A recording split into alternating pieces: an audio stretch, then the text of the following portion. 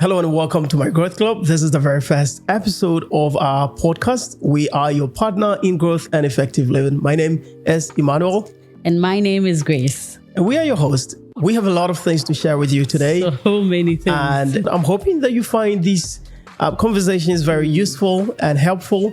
And we have tools and we have resources that will really change your life. Yep. Let's get into it. Yeah.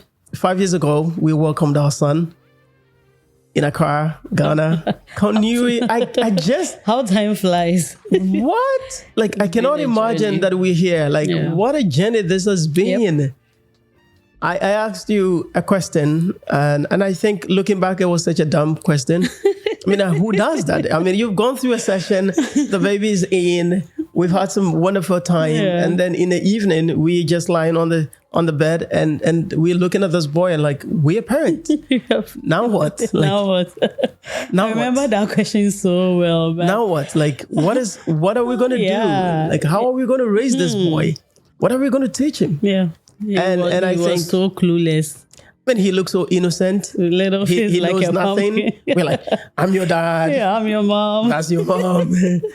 Yeah, I really remember that. I mean, in the moment, looking back, we'll say it was a dumb question, but I think it was very important. And for me, what I really love about our journey from dating until now is we always trying to find a why behind everything we are doing, right? And I remember when we even started a relationship, we are in love and all that, but you asked me the question, why do you think we are together, right? And having those conversations, even when we're about to get married, why are we together? I think defining our union has been very critical because it shaped what we've been through. Like we always say, our goal is to be an example to all couples in speech, in everything, So that question, yes, in that moment, I was so clueless. I don't know what was going on in your mind, but for me... the second question was dumber because then I asked you, what do you think this life is about? Yeah, you did. And we were completely clueless. Like you were clueless, but I told you I was also clueless. Like it's not like I knew that it wasn't like a tricky question. I just also...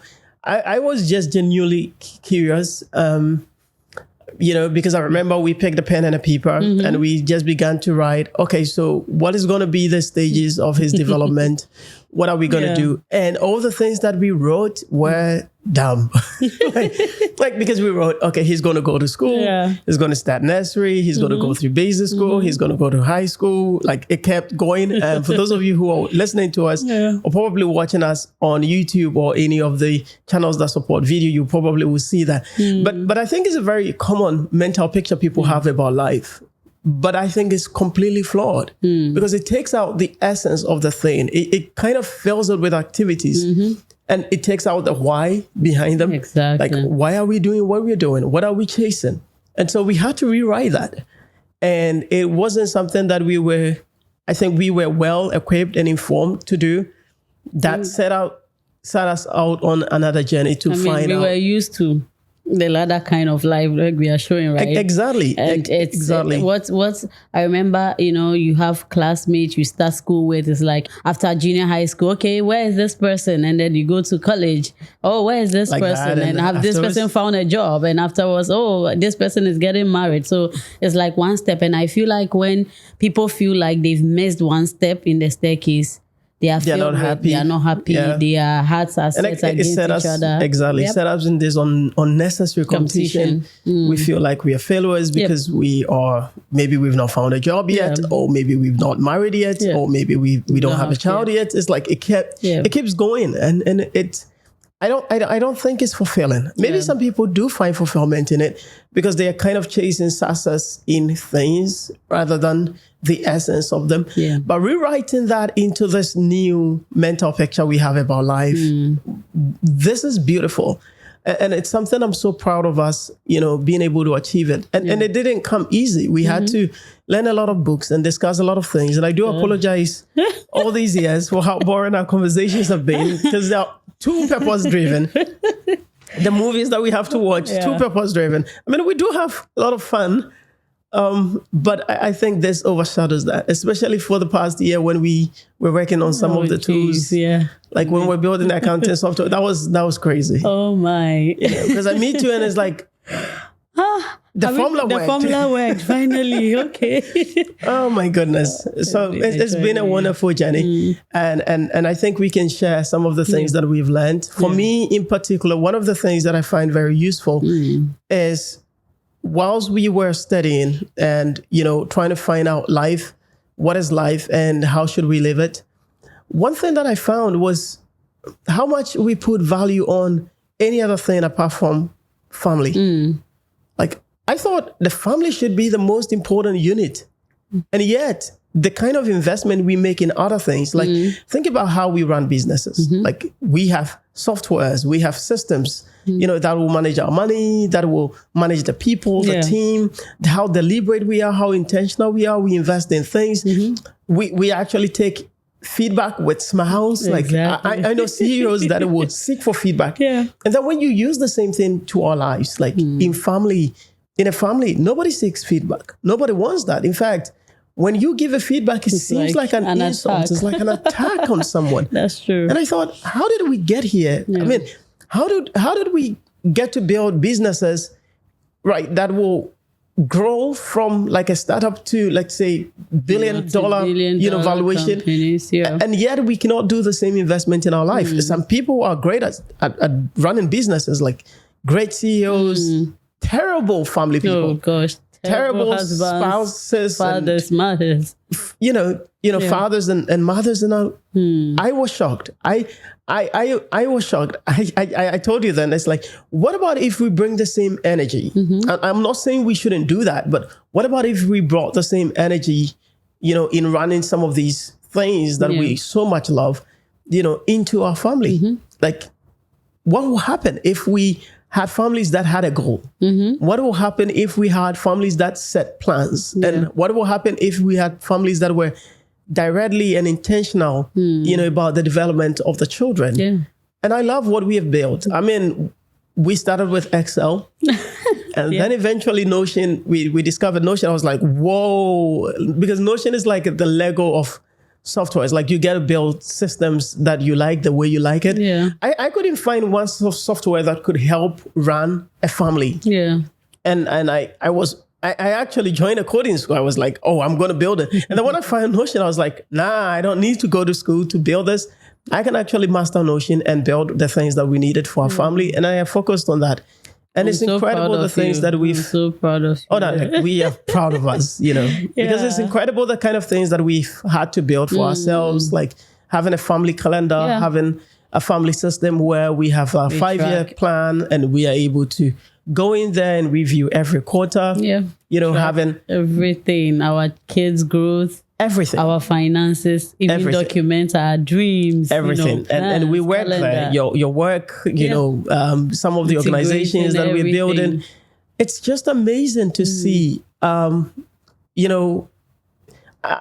of all, I'm thankful that Notion as a system exists, but then at least the idea that we can build such a thing for our family. I remember during that time where, like, I'll be going to the shop and then I'll go and buy something, and then I'm literally out of the shop, and then you call me, I remembered something. I'm like, how can we keep stock of the things that we have? Like, we do that in businesses. My God. Right? Why can't we have that?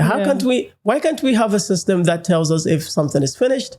And we need this quantity. God, I love that part of our Notion system where we have literally everything we need in our home there. When the thing is out of stock, we can literally see. And you just walk through the shop with your phone. In the past, I have a long list on paper, and then sometimes I get there and I even left the paper at home, right? But now, on our phones, we're able to just, You buy it, you take purchase, and it's awesome.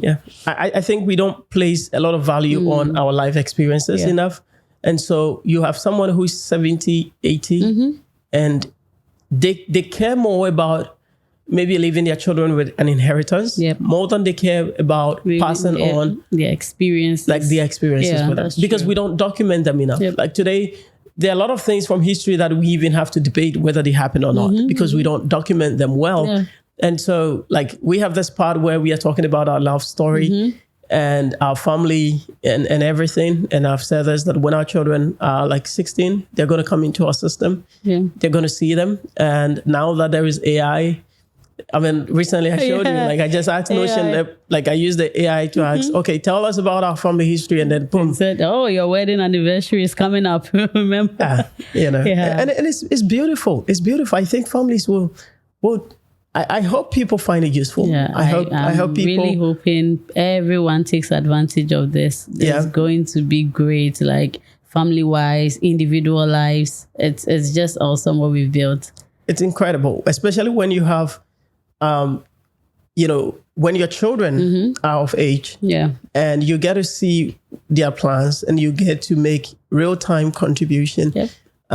When you're a couple and you get to have a place where you can resolve. Like we build this conflict resolution part, like, when there's something and we have to talk about it, and I'm like, okay, how much emotions are going to be involved in this? It's like, okay, we're going to... I remember using that. I something had happened and I went into it. I was like, okay, let me document exactly how I feel. I started documenting. Then I saw you responding to me in real time. All the emotions, but I came out like, hey, it's working. I remember. Yeah, but I think it's a very great tool because sometimes, something has just happened. People just speak, and because of heightened emotions, words are all over the place. And you may say things you may regret. But having this system where, in fact, I remember when I was documenting, I was even asking myself, why I was behaving. Whether there is any substance to this. Yeah. Exactly. And you responding, trying to even, it's not like it's bridging human communication, but once we put it there, and it just eased a lot of things, and we're able to, you were able to write down, oh, okay, this is how I was seeing it. I'm just imagining if we were just even talking about it the moment the thing happened, and when it's resolved, you just choose resolved, and then resolved, and then it's clear from the plate, and we are even able to subsequently talk about it. I think it's beautiful. It's amazing. Having a place where we get to manage our finances and work together. So I am shocked that all these years, like you think about how many people that have lived, that like it's believed that about 100 billion people have lived. And I think our generation has something that is unique with all these tools that we get to use. And I'm shocked the lack of focus on family. Like nobody's building these things for families. Nobody cares about families. We care about even education. And so when you get the journal, you see that there's a part where I worked, like I put this design about understanding the world and our role in it. And I have these designs, and there's the human, the individuals, and then family. And I highlight how important families are, because out of them do we get communities, and communities, like we have education, like schools and all these other things, but we've kind of neglected the family, and then we're focused on all these other units, but none of those units is as important as family. And so I am so thankful that we are calling our generation back to focus on family, and empowering our generation with tools that will help us build a family better. And maybe you're watching and you're wondering, what about me as an individual? I think it's a good start. You know, when you start managing your life in a well-structured place, then when you become a unit, when you maybe marry, or you have it could be your friends, you can collaborate, you could work together, you can work on something together. We do have organizations in there. That's where we build. I see the things that are going on. We manage almost everything. We have accounting software that is letting us see how the finances are going. Like everything in one place it's such a game changer. And when I think about how much people are going to pay for it, I'm like, God. It's almost like we're giving it for free. Exactly. I'm really hoping that all 7 billion people on Earth really get to experience this, because it's just been life transforming. You talked about companies and organizations like being deliberate. I think if this same energy, like now AI, every company is thinking about generative AI, how is it going to enhance, right? If we bring that same energy, okay, how are we going to enhance our family? I agree 100% that hardly do people even think, okay, this family. I mean, people try to make time, go out with their family here and there, but that deliberate intentionality where like now we have our children, Ethan carries, they can grow, see this, see our experiences, see some of the things we do, see how we collaborate, see how we do things intentionally is just awesome. And I hope that, people take advantage of, it's amazing. Of these systems. It's amazing. Recently, I was gonna buy some things, and then I just used AI, and I said, "Tell me some of the things that are out of stock." Oh yes. And then it just came. I was like, "Oh wait!" I think we should do that for families. Like, it shouldn't just all be business and life and work. There's none that is important. Like, people commit so much to all these kind of things, and they neglect families. I'm like, you have no idea what you're doing. There is the longest study on human behavior and human happiness, which inspired this journal, by the way, and most of these systems. It's been running for over 80 years. Like, some of the people that have been part of the study by Harvard University, some of them eventually even became president, like a president of the United States. And what they found from this research, which was very clear, that the number one maybe reason, well, let me put it this way. The number one contributor to human well-being, like, is relationship. Like, the number one thing that determines whether someone is going to live well and healthy is relationships. Yeah.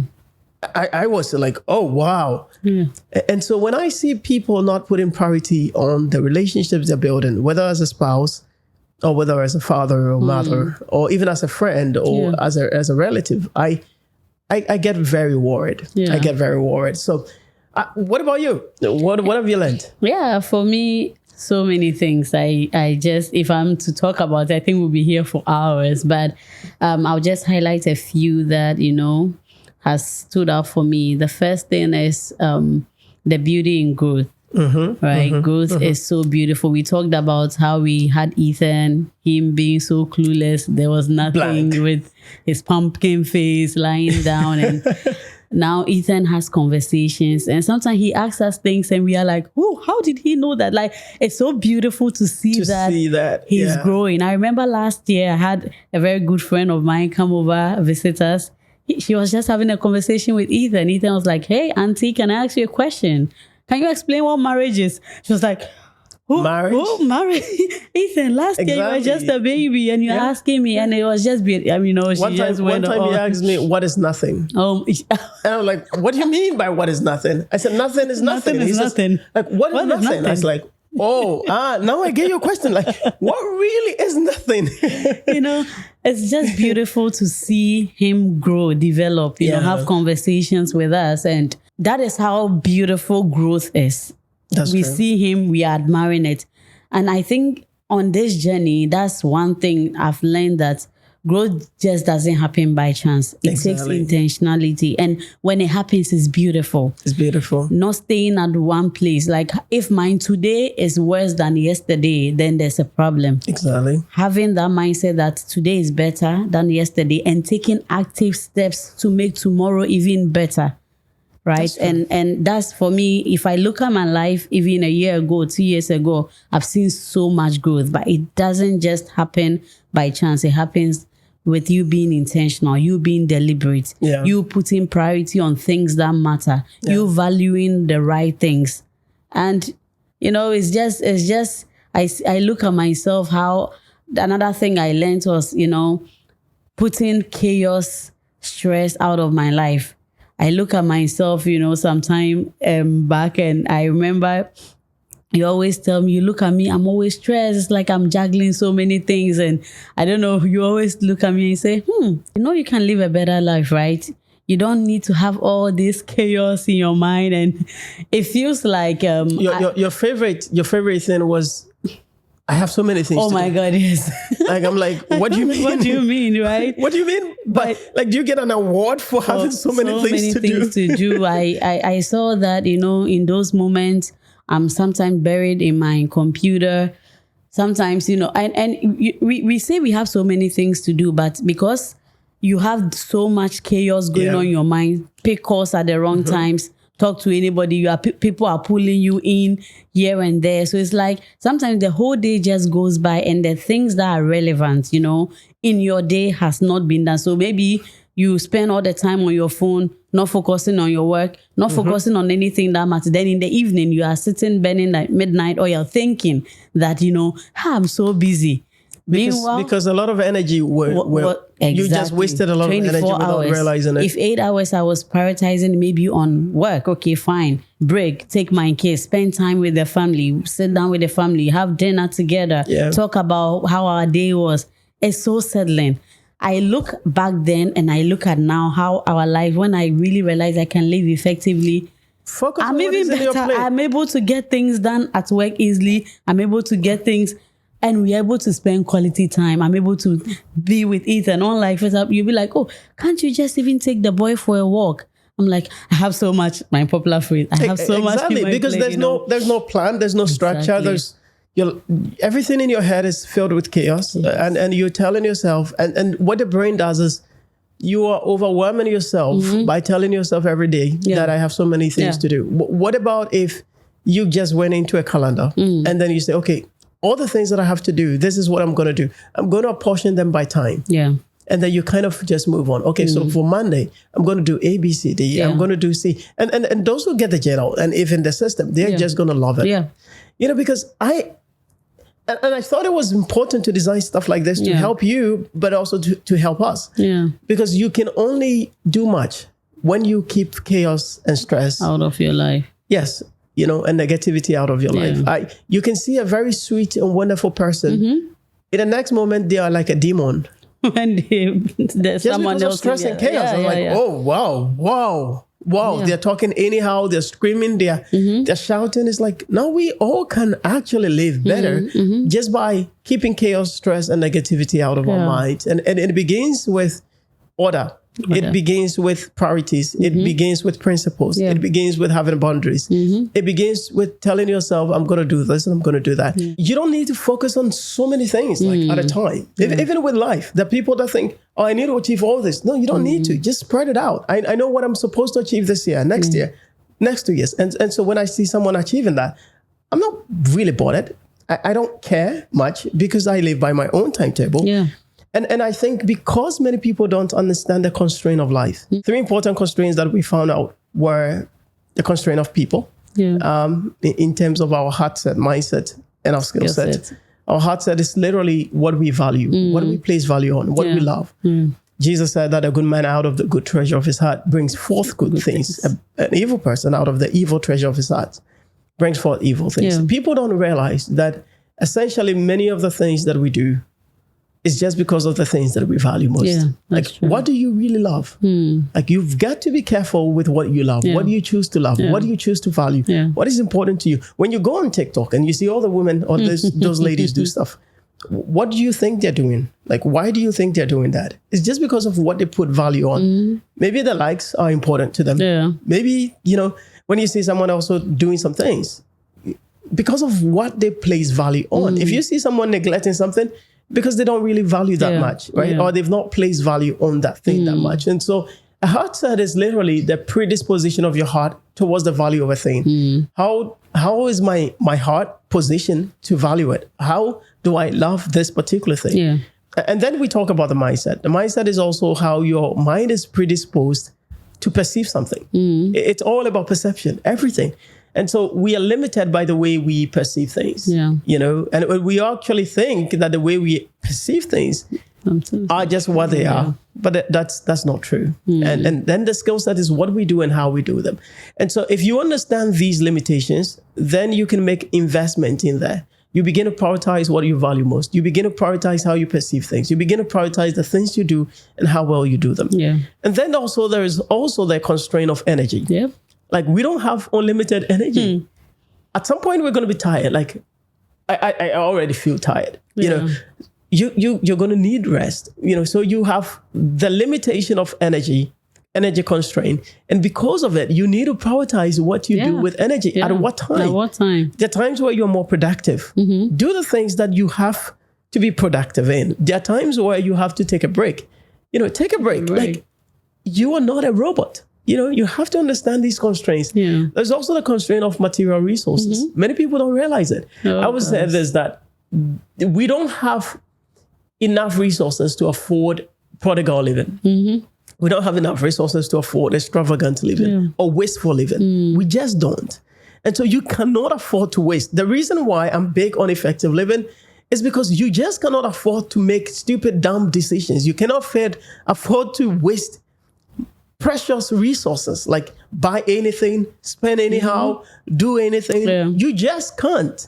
If you do that, you're going to live a very frustrated life. And so I'm hoping that people get to understand these things. The journal will walk them through it. It's a beautiful thing. It's going to walk them through their life experiences.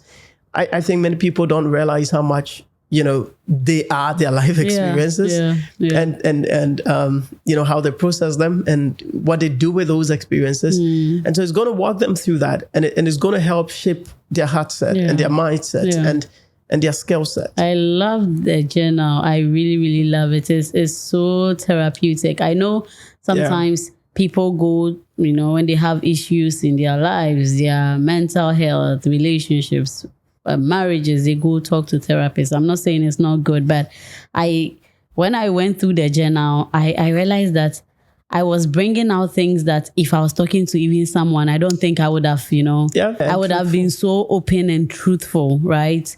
And I can't wait because I think... So it's like a mirror and it's like taking your brain out and just... Exactly. And in fact, if you look at the cover opens your mind. It's like, it's literally taken out of your brain. There's something called neuroplasticity. It's the ability for your brain to change. And I was thinking, when we did a family thing, I said, but we are all so messed up through our experiences. And how do we really help? And I thought, maybe I should write a book. I said, nah, scrap that. Like, so many books. Like, I read so many books. I'm like, whoa, these are good books. Yeah. And they're there. People read them, but they don't know what to do with knowledge.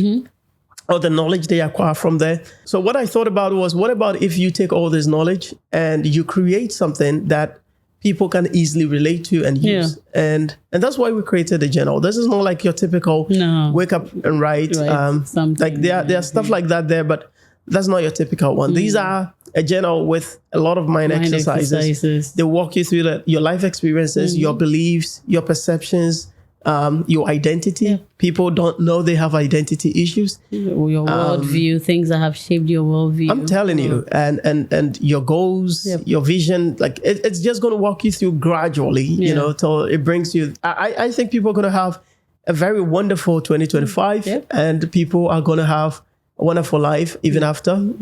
I cannot wait for people to have it. If you are listening to us, we're going to be back tomorrow and we're going to go into details. We're going to take the journal, we're going to take these systems, and then we're going to try and talk to people about how they can use them. And then we will share more on some of the models, models that we actually created through these 5 years of research and rigorous work and boring conversations about, kind of interesting. But very interesting, actually. And all that. Yeah. So thank you all for joining. Thank you all for sticking around. We're going to be back tomorrow. If you're watching this after 27th, obviously tomorrow means the next episode. So you can find the next episode and then watch them. And I hope that you find them useful and helpful. We'll be back. Thank you for sticking around. Thank you. Bye.